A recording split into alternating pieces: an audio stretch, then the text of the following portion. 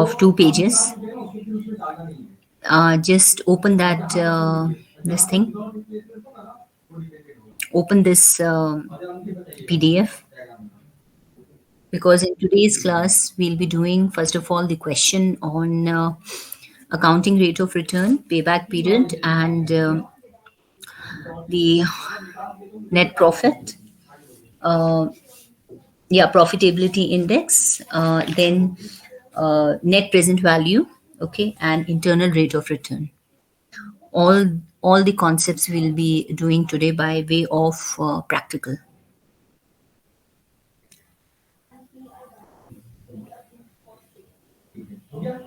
Please open that page. The Hmm. facility has a expectancy of 5 years and no salvage value. The tax Hmm. rate is 35%. Hmm. Assume the firm uses straight line depreciation and the same is allowed for tax purpose. The Hmm. estimate cash flow before depreciation and tax from the investment proposal are as following. Compute the following.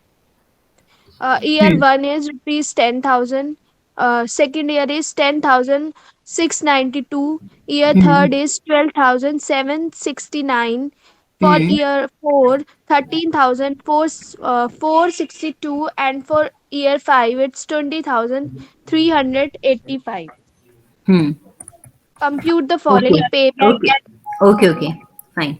I'm just opening on my screen. Wait, this to be done. See the in front of the question, in the side of the question, you are given two details.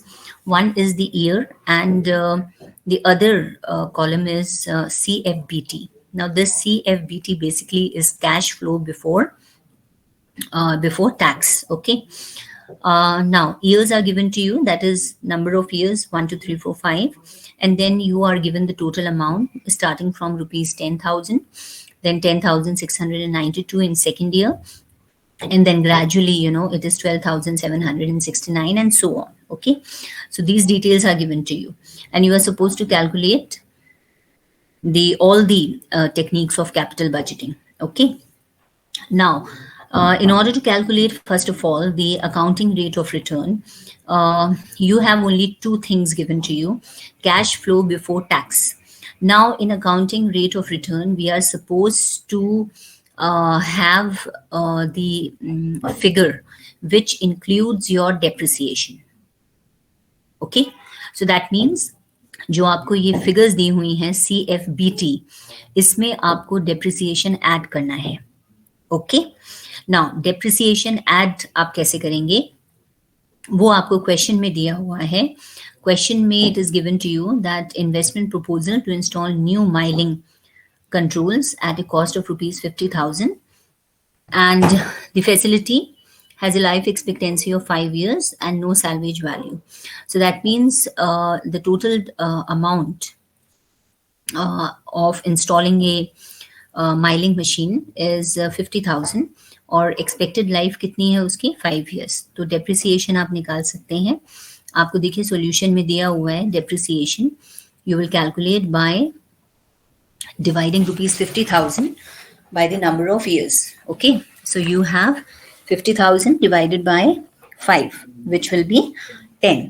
10,000 आपका depreciation है.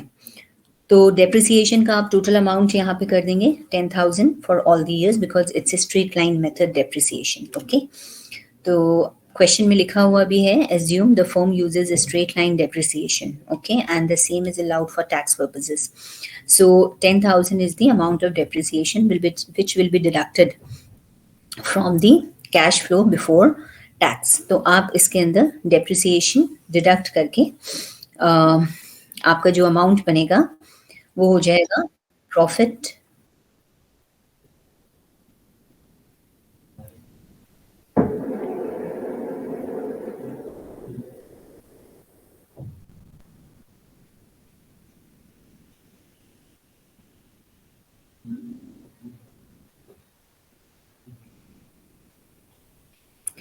Okay, सो अब यहाँ पे आपका 10,000 आप deduct कर देंगे तो आपका जो कॉलम नंबर 4 है वो आपका profit before tax and after depreciation आपका आ जाएगा।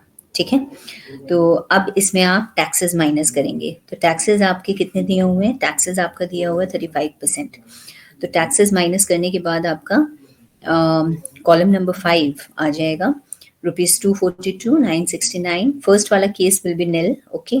Then then it's 969। फिर उसके बाद क्योंकि 35% है तो आप सब पे 35% आप किस पे कैलकुलेट करेंगे? You will calculate at 692, okay. फिर आप 2769 पे कैलकुलेट करेंगे, then you will calculate at 3462, okay. Then you will calculate at 10,385। तो ये आपके टैक्सेस का अमाउंट आ जाएगा। Now after deducting this, okay, column 4 minus column 5, आप देखिए column number 6 will be earnings after taxes, okay. So now you have earnings after depreciation but before taxes, and then you have earnings after taxes as well, okay. Now you, in the last we'll find cumulative cash flows, we'll find cash flow after tax. अब after tax है तो आप क्या करेंगे? उसके अंदर फिर tax वाला अमाउंट आप उसके अंदर ऐड कर देंगे, ठीक है। क्यों? क्योंकि पे बैक पीरियड के लिए, पे बैक कैलकुलेट करने के लिए हमको cash flow after tax but before depreciation चाहिए होता है। तो कैश फ्लो आफ्टर टैक्स आपका, आप amount of tax will be added again. तो ये आपका पे बैक पीरियड कैलकुलेट करने के लिए आप देखिए कैश फ्लो आफ्टर टैक्स नीचे जो कॉलम दिया हुआ है उसमें आप 10,000, 10,450, 11,800, 12,250, 16,750 आपको दिया हुआ है। अब इसमें आप cumulative cash flow after tax आप कैलकुलेट करेंगे। तो क्यूमुलेटिव आपको पता है, how do you calculate cumulative? 10,000, then it add 10,450, फिर उसके अंदर ऐड होता रहेगा तो आपका ये हो जाएगा टोटल 61,250। अच्छा, पे back accounting rate of return, सबसे पहले हम करेंगे accounting rate of return, okay. Accounting rate of return how will you calculate? By applying the formula average income divided by average investment. अब एवरेज इनकम आपकी कितनी है? Average income you will have, ये जो आपको टोटल दिया हुआ है यहाँ पे 11,250 का, कॉलम नंबर 6 में आप देखिए, that is the total income, earnings after taxes but before depreciation, okay. So 11,250 का आप एवरेज निकाल लीजिए क्योंकि आपको एवरेज इनकम चाहिए। तो एवरेज इनकम 11,250 डिवाइडेड बाय 5, तो this will give you ₹2,250, okay. Divided by average investment, average investment कितना किया था आपने? 50,000 था। 50,000 पे आप डिवाइड करेंगे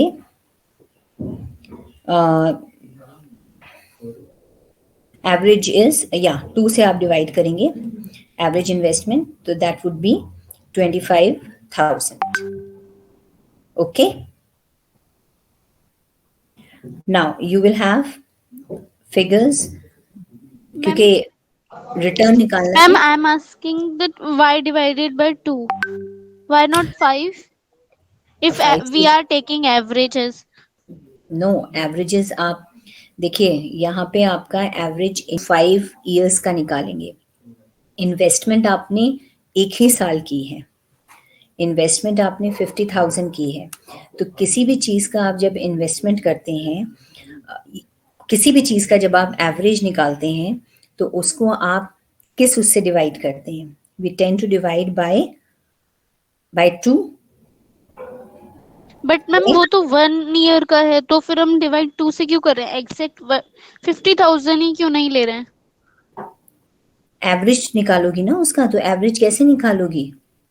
Do we find out cumulative cash flow after tax? Cumulative cash flow after tax आपका ये दिया हुआ है, टोटल आपका कितनी इन्वेस्टमेंट है? Investment is 50,000। तो यू हैव टू सी कि 50,000 आपका कितने टाइम पीरियड में, किस टाइम पे, किस ईयर में आपका रिकवर हो रहा है। Just a second. तो 50,000 आपका कहाँ पे रिकवर हो रहा है? 4th ईयर में, ठीक है, बट पूरा नहीं रिकवर हो रहा है, 44,500 है.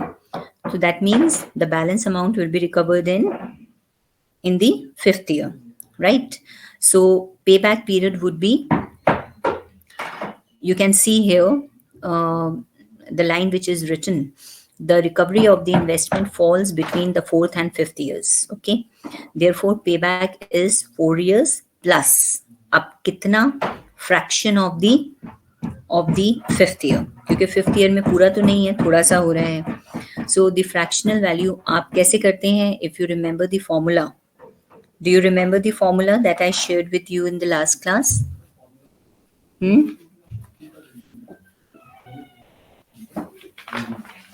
फॉर्मूला याद है आपको कि नहीं?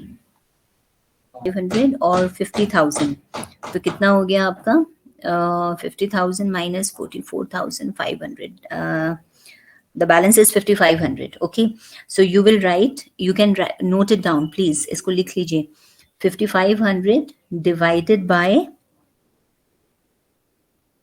rupees 16,750.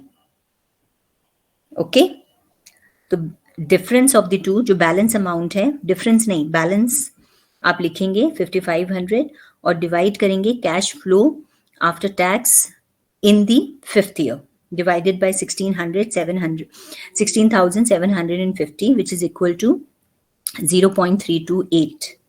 So that means payback period आपका हो गया 4 years 0.328. That means 4 years 3 months and 28 days.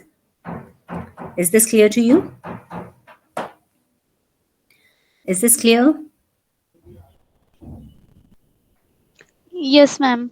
Okay. Now, what is internal rate of return? Internal rate of return I'll do a little later, but before internal rate of return, we'll do the net present value. Okay. See, net present value, as the name, इसमें है आपका net present value का? हाँ है. Okay. See, net present value basically क्या होता है? It is a net. That means the difference of the two. Okay. And the difference of what two? That means the present value, the present value of the cash flows divided by the present values of the cash outflows. Okay. अब आपके पास दोनों हैं, cash inflows भी हैं और cash outflows भी हैं, तो आप उसके बेसिस पे नेट प्रेजेंट वैल्यू जो है वो कैलकुलेट कर लेंगे. Let me just share that with you so that you can see the net present value.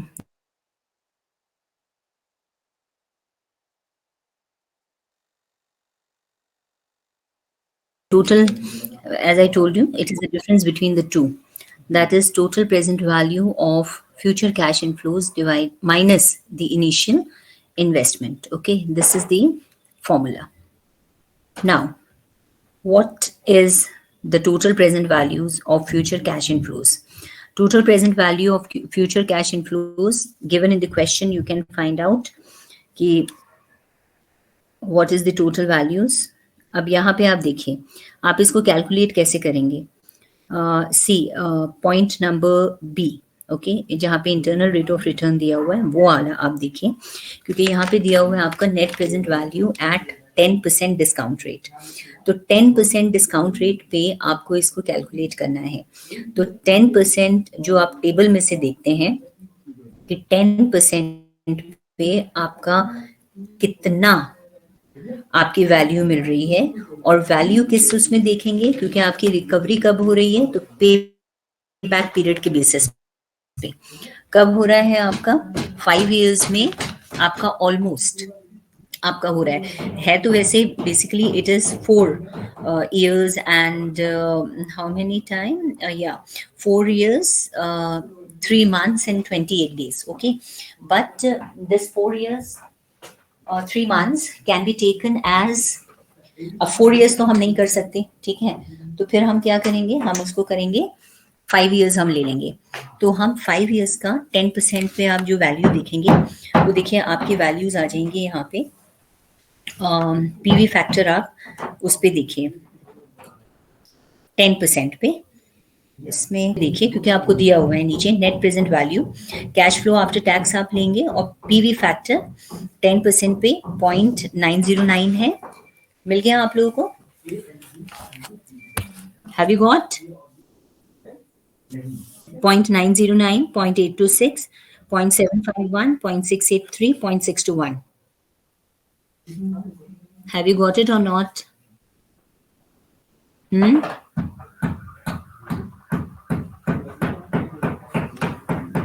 Yes, जी, sir. मिला आप लोगों को? ओके, तो No, यहाँ ma'am. पे आप yes, okay. Now total present value आप कैसे कैलकुलेट करेंगे? मल्टीप्लाइड बाय 10,000 मल्टीप्लाइड बाय 0.909, फिर 10,450 multiplied by 0.826, similarly 11,800 multiplied by 0.751. This is how you will calculate. तो आपकी total present values का आप addition करके आपका कितना आ जाएगा? 45,352। और इनिशियल इन्वेस्टमेंट आपकी कितनी थी? 50,000। तो इसमें से माइनस करके आपका नेट प्रेजेंट वैल्यू कितना आ रहा है? It is coming in negative, okay, which is denoted by bracket, that is 4,648. Okay, तो इनिशियल आउटले आपका ज़्यादा था और रिटर्न आपके, इन्वेस्टमेंट ज़्यादा थी, रिटर्न्स आपके कम हैं। तो नेट प्रेजेंट वैल्यू आपकी कितनी बन रही है? आपकी टोटल प्रेजेंट वैल्यू है इतना 4648। नाउ आप इसको फॉर्मूले में आप अप्लाई करेंगे। फॉर्मूले में अप्लाई करने के बाद आपका जो आंसर आएगा वो 4648 आएगा। और फॉर्मूला आप क्या लगाएंगे? Formula you will write the present value of cash. The formula is here, which you can see. Here it is: total present values of future cash inflows minus initial investment. Is this clear to you? Yes, ma'am. Okay. Next is internal rate of return. Now, internal rate of return मैं आपको सबसे last में बताऊंगी, because it is slightly complicated and slightly difficult. अच्छा, profitability index आप देख लीजिए। Profitability index में आपका क्वेश्चन में ही देखिए, इसका फॉर्मूला होता है PV of cash inflows and PV of cash outflows. तो अब आपने कैश इनफ्लोज का तो आपने प्रेजेंट वैल्यू आप कैलकुलेट कर चुके हैं। अब present value of cash outflows कितना होगा? कैश आउटफ्लोज बेसिकली है कितना? Cash outflows is 50,000। ओके, सो 50,000 का आप प्रेजेंट वैल्यू आप निकालेंगे। How will you calculate present value of this thing? तो टोटल डिवाइड आप करके आपका कितना आ जाएगा? सबसे पहले आप 45,352 डिवाइडेड बाय 50,000, तो ये आपका आंसर आएगा 0.907। तो ये आपका प्रॉफिटेबिलिटी इंडेक्स है। Is this clear to you? Yes, ma'am. Is this clear to all of you? Please tell me.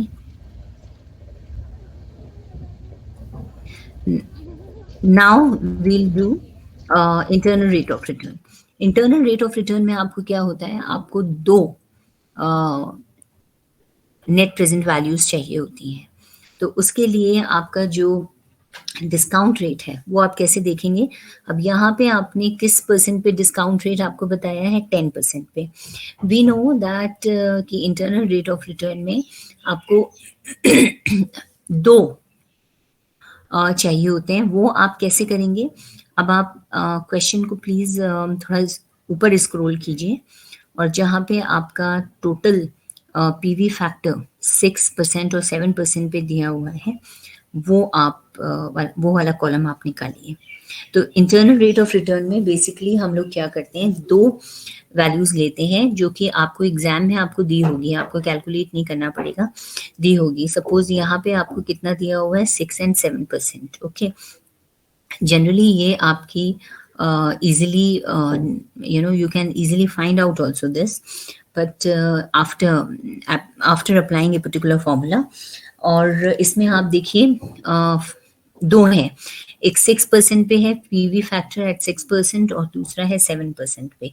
तो 6% पे थोड़ा सा कम होगा, 7% पे आपका थोड़ा सा ज़्यादा होगा। तो जो भी है आप उसकी वैल्यूज़ लिख लेंगे और फिर वैल्यूज़ लिखने के बाद आप ये देखिए हैंड राइटिंग से, पेन से लिखा हुआ है कि 6 प्लस, दैट मीन्स जो कम रेट ऑफ रिटर्न होता है, 6 + 50,856 माइनस 50,000, क्योंकि ये आपका इनिशियल इन्वेस्टमेंट है। ओके, और इसी तरीके से 50 डिवाइडेड बाय 50,856 माइनस 45,352। ओके, तो ये आप इंटरनल रेट ऑफ रिटर्न के लिए आप कैलकुलेट करेंगे कि जो भी आपका कम रेट ऑफ रिटर्न है, यहाँ पे 6 और 7 है, तो बिटवीन 6 एंड 7 लिया है, तो जनरली आप 6 भी ले सकते हैं, 7 तो बिल्कुल नहीं ले सकते, 6 ले सकते हैं, 6.5, but simply for simplification we generally take round figure, तो 6 यहाँ पे लिया गया है, which is a smaller number than 7। तो after applying the formula we'll get the answer. आप डिवाइड करके देख लीजिए इसमें कितना आंसर आ रहा है आपका इंटरनल रेट ऑफ रिटर्न में। Just calculate how much are you getting. 50,856 minus 50,000, that is 856 हो गया, divided by 50,856 minus 45,352। ओके, तो माइनस करके और फिर इसको आप आपका एलसीएम लेके 6+, तो आपका answer will be somewhere in the internal rate of return. Answer आपका कुछ ऐसा आएगा 6.6%। Okay, is this clear? Present value of the two project and suggest which of the two projects should be accepted a discount rate of the two. Project X or Project Y? Initial investment. Please, all of you look at this question and read this question and just see if you are able to understand this question. Because आपको मैंने question में अभी बताया है, जो आपको send किया है, तो एक ही क्वेश्चन में आपसे सब कुछ पूछेंगे एग्जाम में। ओके, तो यहाँ पे तो अलग अलग है, but they will ask you together, okay, all the techniques in one question. I'm giving you 2-3 minutes. Please have a look at the question, and if you are unable to understand anything, then please ask. The ability of a firm to use fixed financial charges to magnify the effects of changes in EBIT on the earnings per share. कि company अपने capital structure में fixed financial charges को use करके किस तरह से earning per share को increase करती है। ठीक है, और फिक्स्ड फाइनेंशियल चार्ज क्या है आपका? फिक्स्ड फाइनेंशियल चार्ज आपका है इंटरेस्ट ऑन डिबेंचर्स। तो basically financial leverage makes use of the concept of trading on equity. If you remember, I told you trading on equity कि किस तरह से आप वेंचर्स इशू करके अर्निंग पर शेयर आप बढ़ाते हैं। ओके, तो ये आपका फाइनेंशियल लीवरेज होता है। अच्छा, अब इसके ऊपर आपका फाइनेंशियल लीवरेज के ऊपर आप पढ़ लीजिएगा, और कि फाइनेंशियल लीवरेज कि नेगेटिव फाइनेंशियल लीवरेज क्या है, positive financial leverage, but generally degrees of financial leverage होता है। और डिग्रीज ऑफ फाइनेंशियल लीवरेज में हम क्या पढ़ते हैं, बेसिकली हम कैलकुलेट करते हैं कि कितना डिग्री फाइनेंशियल लीवरेज जो है वो इन्वॉल्व है किसी भी इन्वेस्टमेंट प्रपोजल पे। ये अच्छा, ऑपरेटिंग लीवरेज आपका है नहीं, बट ऑपरेटिंग लीवरेज जो है वो सेल्स से रिलेटेड होता है, और फाइनेंशियल लीवरेज आपका किससे रिलेटेड होता है? फाइनेंशियल लीवरेज होता है आपका फिक्स्ड फाइनेंशियल चार्ज से। मैं आपको बहुत जल्दी जल्दी बता रही हूँ। तो अब यहाँ पे हम एक क्वेश्चन, कंबाइंड लीवरेज आपका दोनों होता है। कंबाइंड लीवरेज में यहाँ पे फाइनेंशियल लीवरेज और ऑपरेटिंग लीवरेज दोनों का इफेक्ट जो है वो पॉजिटिव होता है या नेगेटिव, वो हम देखते हैं किस पे? अर्निंग पर शेयर पे। ओके, क्योंकि अल्टीमेटली कंपनी का जो मेन कंपनी की जो मेन रिस्पॉन्सिबिलिटी है वो that is towards the equity shareholders, and that is earning a higher EPS. Okay, अच्छा, यहाँ पे if you come वो वाली थियरी पढ़ी थी, मोदिग्लानी मिलर अप्रोच, और आपका which other theory you have read, net operating income, ये तो हम कर चुके हैं ना बच्चों? ओ yes, relationship between the capital structure and the cost of capital, ये तो हम कर चुके हैं I think, Yes, ma'am. isn't it? This we have already done. The net operating income approach, the net income approach, and then finally the last one, which is Modiglani Miller approach. Okay, ये हम कर चुके हैं next last class में.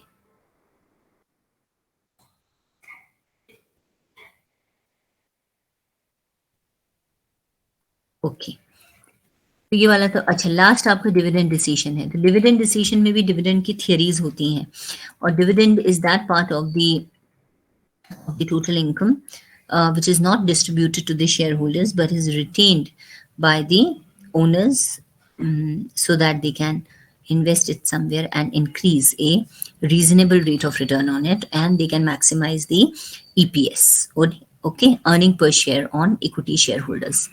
अच्छा, अब dividend तो ये हो गया है. अब डिविडेंड के अंदर आपकी थियरीज हैं और बहुत सारे कॉन्सेप्ट्स हैं. फर्स्ट इज कैश डिविडेंड क्या होता है, स्टॉक डिविडेंड क्या होता है, बॉन्ड डिविडेंड क्या होता है, ठीक है, और आपका प्रॉपर्टी डिविडेंड क्या होता है.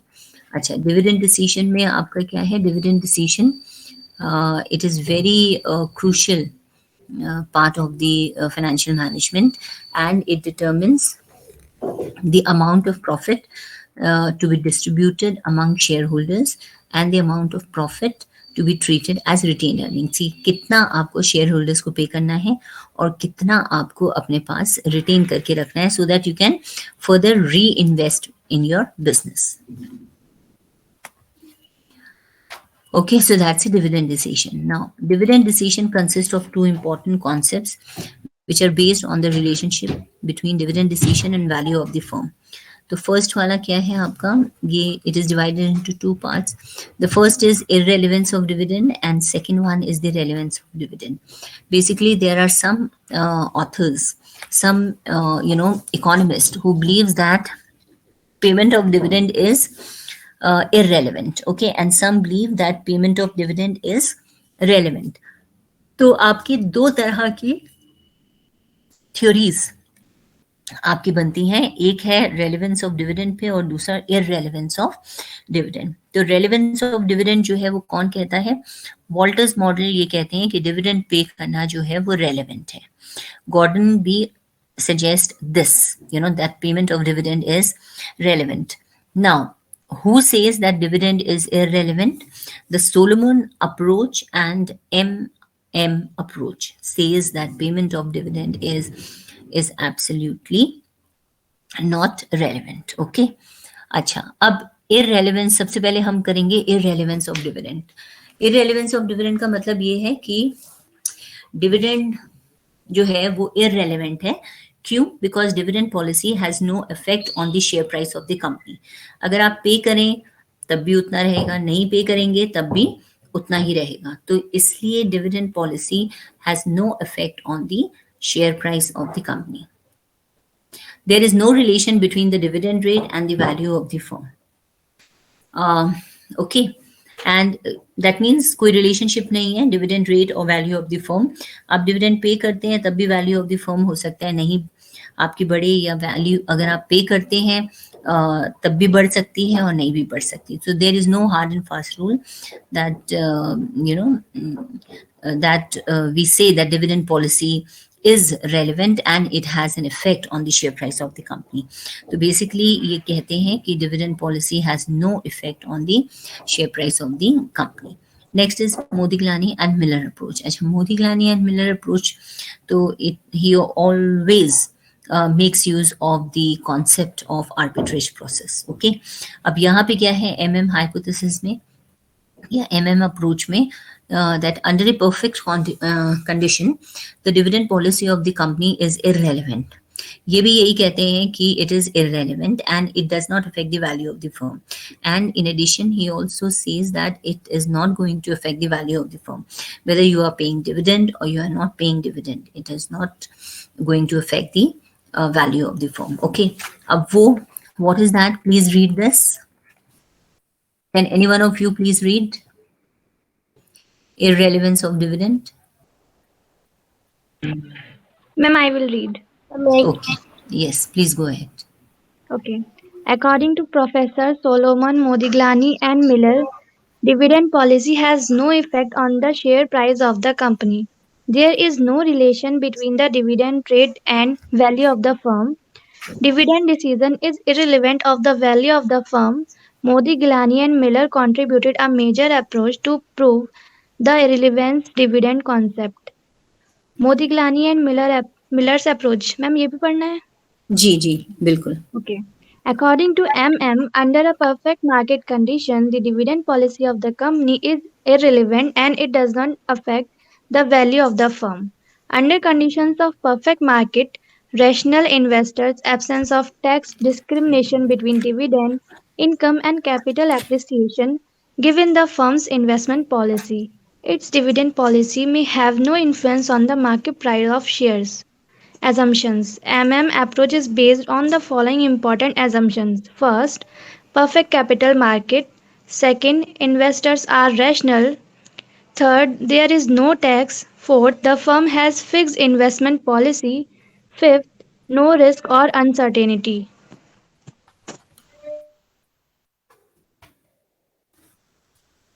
Okay, Criti- criticisms you can leave, but criticisms आप लोग लर्न कर लीजिएगा क्योंकि ये इम्पॉर्टेंट हैं, आ सकते हैं. ठीक है. देखिए, हर थियरी के, हर अप्रोच के आपके अजम्पशंस होते हैं. ठीक है. तो वो अजम्पशंस जब तक कि आप नहीं लेके चलते हैं तो आपकी थियरी जो है वो वर्क नहीं करेगी. ठीक है. तो इसमें आपका क्या है, मोदी-ग्लानी मिलर अप्रोच के भी कुछ assumptions हैं, and he says that the dividend policy of the company is irrelevant and it does not affect the value of the firm. Okay. Now, under conditions of perfect market, rational investors, in the absence of tax discrimination between dividend income and capital appreciation, given the firm's investment policy, its dividend policy may have to influence the market price of the shares. Basically इसका मतलब यही है कि ये कहाँ पे valid होता है, conditions of perfect competition, conditions of perfect market में, जहाँ पे investors are rational. Okay. And assumptions के ऊपर बेस्ड होता है. assumptions आपके हैं, MM approach is based on the following assumptions: perfect capital market, investors are rational, and so on. Okay. So these are the assumptions of the approach.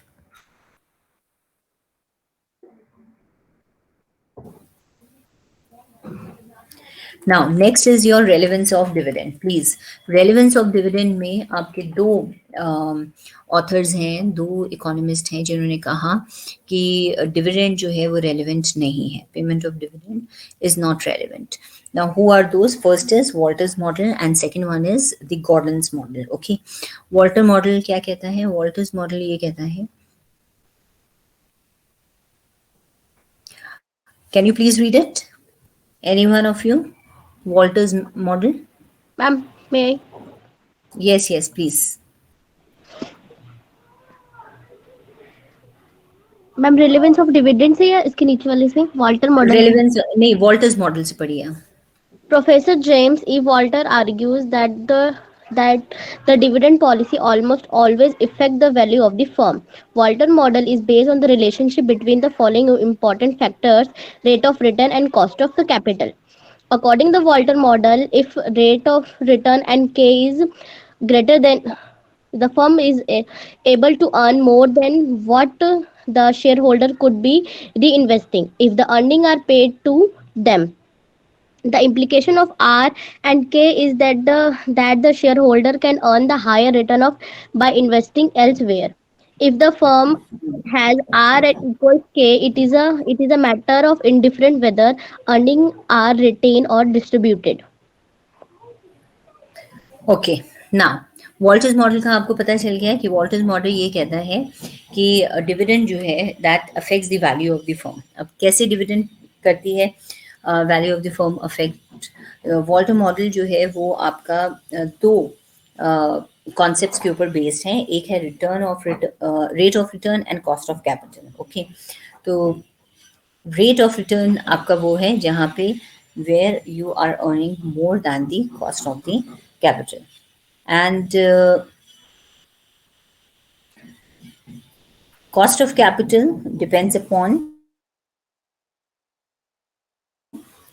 what cost of capital depends or cost of capital means when the rate of return is more than the cost of capital. तो ये basically दो important factors हैं जो relationship बताती हैं, जिसमें ये है कि accounting to the Walters model, if R is greater than K, the firm is able to earn more than what the shareholders could have by reinvesting. That means they actually, believe that the dividend is quite relevant because the rate of return. If the rate of return exceeds the cost of capital, then we say that the firm is able to earn more than what the shareholders could be by reinvesting, and vice versa. If R is less than K, so that means the firm is not able to uh, announce its dividend policy because the rate of return, that is the cost of capital, is more than the rate of return. Is this clear to all of you? Please tell me, is this clear? So that is all we have in the financial leverage and in the capital budgeting. Okay, so your capital budgeting is done. Then you have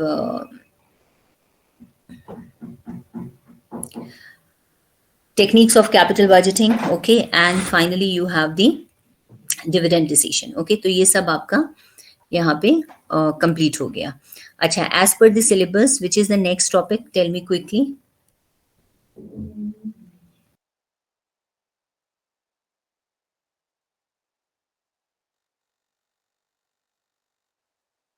General concept which determines the working gross तो basically gross है, मतलब कि gross working capital is equal to current assets. Net working capital क्या होता है? Net working capital is the difference between the current assets and current liabilities. ठीक है, ये आपको मालूम होगा. So I am just skipping this part quickly.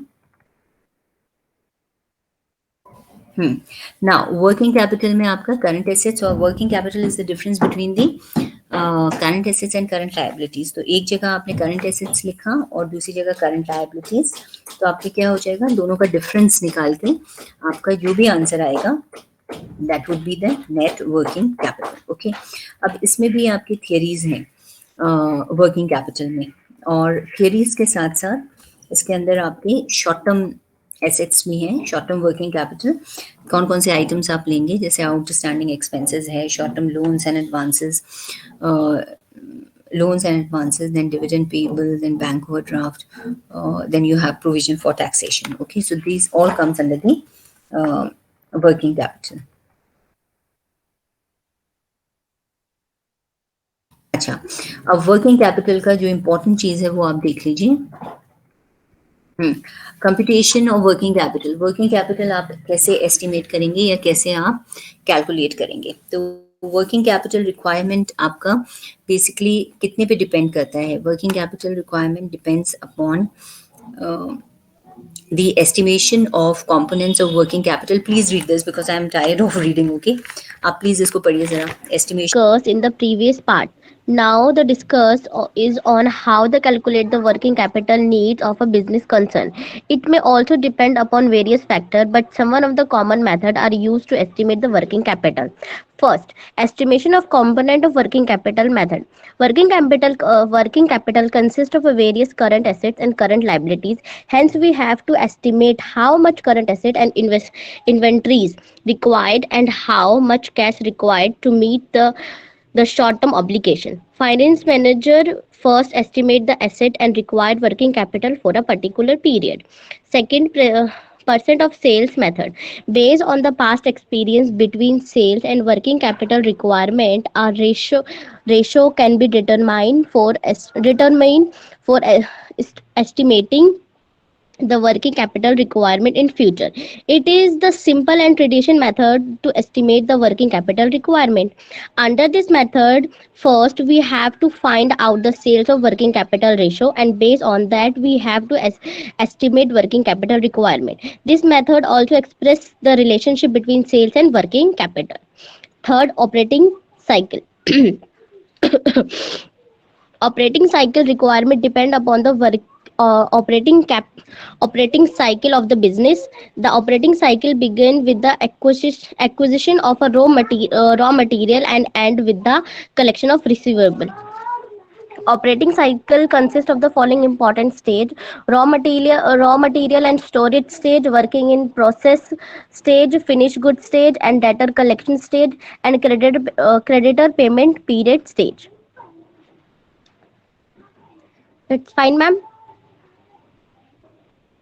Hello. कैसे कैलकुलेट करेंगे? देखिए, सब आपको दिया हुआ है। ऑपरेटिंग साइकिल, कितना टाइम लगता है आपको एक रॉ मटेरियल को मंगवाने के लिए, या स्टोरेज के प्रोसेस में आपको कितना टाइम लगता है, क्योंकि ऑपरेटिंग साइकिल आपकी, दैट मीन्स आपका जब रॉ मटेरियल से फिनिश प्रोडक्ट आपका बन के तैयार होता है, तो उसको हम पूरी साइकिल को हम कहते हैं ऑपरेटिंग साइकिल, कि कितने टाइम में आपका ऑपरेटिंग साइकिल पूरी हुई है। तो इसमें अलग अलग आपका होता है। ऑपरेटिंग साइकिल में सबसे पहले रॉ मटेरियल होता है, फिर वर्क इन प्रोग्रेस स्टेज होता है, फिर फिनिश गुड्स स्टेज होता है, फिर debtors collection stage and creditors payment period stage. Okay, तो इसमें आप फॉर्मूलाज देखिए, यहाँ पे जो लिखा हुआ है, raw material and storage stage is equal to average stock of raw materials divided by average raw materials consumption per day. आपको सिर्फ इसके फॉर्मूलाज लर्न करने हैं और क्वेश्चन आपको फिर बहुत ही इजी हो जाएगा। W इज इक्वल टू, जहाँ पे जैसे जैसा लिखा हुआ है, R है तो R stands for raw material, W है, W stands for work in progress, F stands for finished inventory, okay, or finished stock of inventory. Similarly, D stands for book debts, C stands for average trade creditors, and D stands for average book debts, C is average trade creditors. Okay, तो इन सब का आप देखिए formulas लिखे हुए हैं, आप इस फॉर्मूले के बेसिस पे आपका क्वेश्चन किया जाएगा। ओके, क्वेश्चन यहाँ उसके बाद क्या है, कौन सा रह गया है, ये बताइए आप मुझे।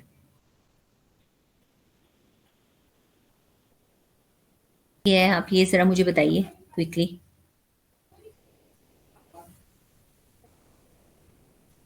फर्स्ट ऑफ ऑल आपको जो एलैबोरेट इसमें किया गया है, काइंड्स ऑफ इन्वेंट्रीज। इन्वेंट्रीज होती क्या क्या है? रॉ मटेरियल इन्वेंट्री है, वर्क इन प्रोग्रेस इन्वेंट्री है, consumables are also inventory, finish goods are also inventory, and spares are also inventory. So basically kinds of inventories में raw material, work in progress, consumables, finished goods and spares. Is this clear to you? Now, these are the kinds of inventories. अब कैसे इनको calculation होता है? Techniques of inventory management में आपके there are certain techniques जो आप शायद उसमें कॉस्ट अकाउंटिंग में पढ़ चुके हैं। एक तो है स्टॉक लेवल, फिर है मिनिमम लेवल, फिर है आपका रीऑर्डर लेवल, फिर है maximum level, and then you have danger level. So basically ये टेक्निक्स क्या है? मिनिमम लेवल जैसे आपकी टेक्निक है, मिनिमम लेवल ये वो टेक्निक होती है इसकी इन्वेंट्री मैनेजमेंट की, जहाँ पे आपको at all time your minimum amount of inventory should be there in this stock. ठीक है, minimum level is the level जहाँ पे जब आपका इन्वेंट्री स्टॉक जो है, रॉ मटेरियल्स जो है, जब वो मिनिमम लेवल पे पहुंच जाते हैं, तो फिर आपको फर्दर ऑर्डर आपको इशू करने होते हैं, या फर्दर ऑर्डर्स आपको सप्लाई आपको प्रोक्योर करने होते हैं, ताकि आपकी प्रोडक्शन ना रुके। ठीक है, तो वो मिनिमम लेवल है। मैक्सिमम लेवल वो है जहाँ पे आप, maximum level is the largest quantity of material that should be kept in the godown at given point of time. That means इससे ज़्यादा आप इन्वेंट्रीज या स्टॉक को आप नहीं रख सकते हैं। क्यों? क्योंकि आपके पास जगह ही नहीं है, एक तो नंबर वन ये, और दूसरा chances of theft and obsolescence are too high. तो इसलिए मैक्सिमम लेवल आपका, this is known as the maximum level. Danger level वो होता है जहाँ पे आपका जो इन्वेंट्री है वो इस लेवल पे पहुंच गई होती है कि वहाँ पे आपको you don't have to waste time and you have to procure the materials under any circumstances, so or giving any condition, so that is the danger level. Okay, next is I think इतने ही है आपके. अच्छा, अब इसमें आपका economic order quantity होता है. What is economic order quantity? Economic order quantity means जब when you are buying something in bulk, when you are buying raw materials in bulk, you get some kind of you get some kind of discount, or you get मतलब buying in bulk is economical. जब आप एक के पैसे देते हैं तो आपको ज्यादा देने पड़ते हैं, बट जब आप 10 के पैसे देते हैं तो वो आपको जब उसमें जो आपको क्वांटिटी ऑफ रॉ मटेरियल्स मिलता है वो ज्यादा मिलता है. तो बेसिकली इकोनॉमिक ऑर्डर क्वांटिटी जो है refers to the level of inventory at which the total cost of inventory comprising ordering cost and carrying cost. Now determining the optimum level of actually wait, I'm just बोल के I'm continuous speaking, you get tired. Chemical पड़ता है कोई भी material जब आप मंगवाते हैं तो बेसिकली आपकी जो कॉस्ट ऑफ प्रोडक्शन में इकोनॉमिक ऑर्डर क्वांटिटी हम क्यों कैलकुलेट करते हैं, ताकि हमें कॉस्ट ऑफ प्रोडक्शन हमारी कम आए, ताकि जिसमें आप रॉ मटेरियल्स कम आपको कम पे मिल जाता है. क्यों? क्योंकि you are buying in bulk. Okay, तो EOQ आपका जो EOQ है, it basically minimises the total of ordering of carrying cost. Okay, that is the economic order quantity. इसका फॉर्मूला होता है root of 2AB divided by C, जो लिखा हुआ है यहाँ पे. Economic order quantity is equal to underscore कह रहे हैं, root of 2AB divided by C. Okay, तो ये आपका इकोनॉमिक ऑर्डर क्वांटिटी है. अच्छा, इकोनॉमिक इसकी भी टेक्निक्स होती हैं, आपको बताया जैसे कि techniques based on the classification. ABC analysis आपकी टेक्निक है.